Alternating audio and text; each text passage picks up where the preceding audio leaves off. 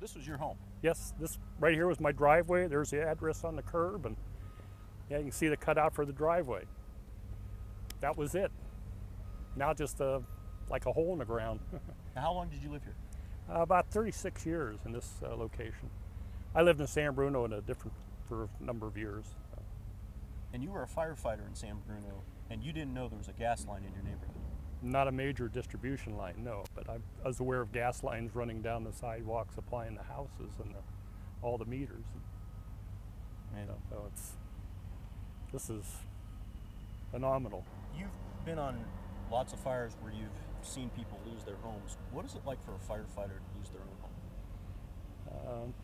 It's just, well, unbelievable. When everything that I owned was in this house, all possession, all my, stuff from my father and my mother, mementos, and my wife had the stuff from her father and mother, and things like that you can't replace. You can go out and buy new stoves and refrigerators and TVs, just a TV and cars, but those photos and stuff and the little mementos, and they're gone. They're removed from earth forever. So no way to get those back. It's got to be tough. And the two cats, they're gone. What are their names? Zoe and Buckwheat. And what happened? It was a loud noise, a boom, and I could hear stuff hitting the roof of the house and rocks, and it got very orange everywhere, orange, and it sounded like a jet engine running, so loud, and that kind of noise. So, I got to the point, I looked out the window and could see the big fireball, and I got to get out of here. Doesn't make any difference what's making that, but I got to get out of the house. So I put some pants on and shoes, and the cats we had two cats they were actually in a room with me when this took off, and they went and hid somewhere, and I tried to take a brief look for them, and I couldn't find them. I went to the side door and looked out, and I could see like stuff or ashes are blowing over the roof, and it was very, very hot outside. I figured I could get out that way possibly, and we had like a storm door, and I propped it open blocked it open, and thinking about the cats, I went back inside, made a courtesy look, was putting pants on and shoes at the same time, and that's when I actually looked out front again. I could see my car that was in the driveway on fire in the back of it. I guess the bumpers and the plastic parts were burning, but my wife's car was still in the garage, so I found her keys and yelled for the cats again, but they weren't coming out, and I had to leave too. So I went down in the garage, and the electricity was off, so I had to lift the door manually and got in the car, and as soon as I opened the garage door, it was extremely hot, and it was like no air to breathe. I was really having trouble getting any breath.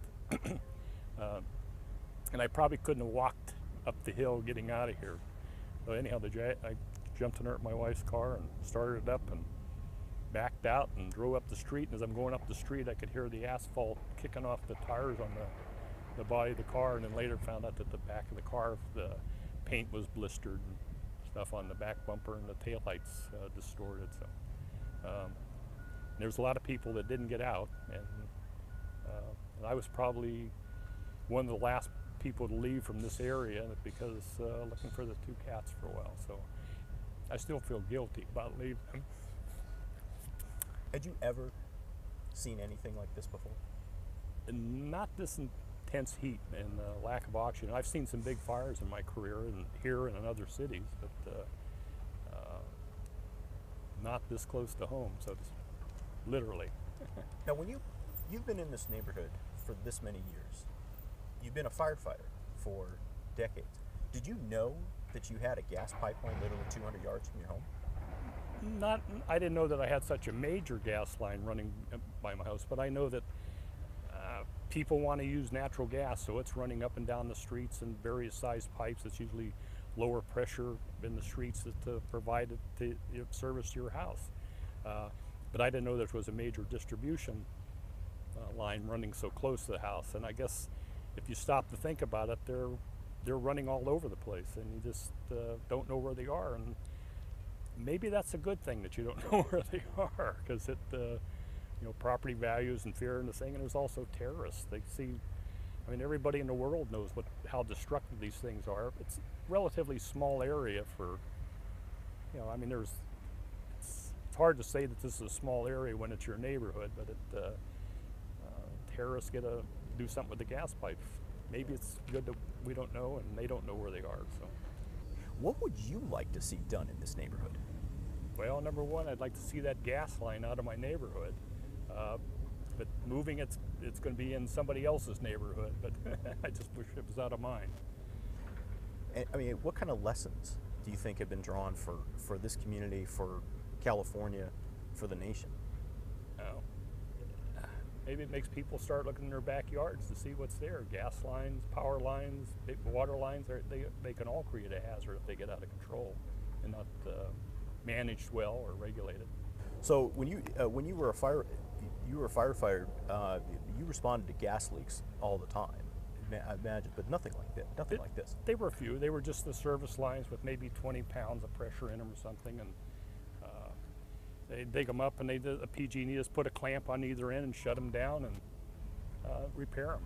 It's a contractor digging something with a backhoe would break one up, and nothing major.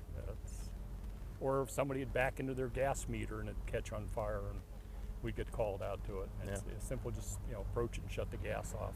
You never seen anything like this. Yeah, no, nothing this major. No, Yeah. this was catastrophe. Yeah. Walk me through here. I mean, this is all that's left of your neighbor's house. Yep. Well, yeah, you can see where they had their washer and dryer and a hot water heater, and one of those little boxes, probably a computer, and televisions are probably completely consumed. Bed springs. It's anything that's combustible is burnt. There's no wood or plastic or anything left in it. It's the same as my house. All the wood and plastic's gone. Some of the little pieces of stucco sticking up near, there's no wood in it. So completely consumed. There's a big beam there, but that might have, out of the house, it's just gray ash. Now let me ask you this. You were a firefighter for 30 years. Have you ever seen fire this hot? No, I never did. I don't know what gas and burning in free air is. Someone said 3,000 degrees, so just the radiant heat from that, if you're close, just melts everything. It made the road in front of my house soft, so it was sticking to the tires when I was escaping. Just terrible destruction. There's nothing left. We're able to go through some of the debris, and I mean, you can find stuff and identify it, but it's no good anymore. It's completely useless.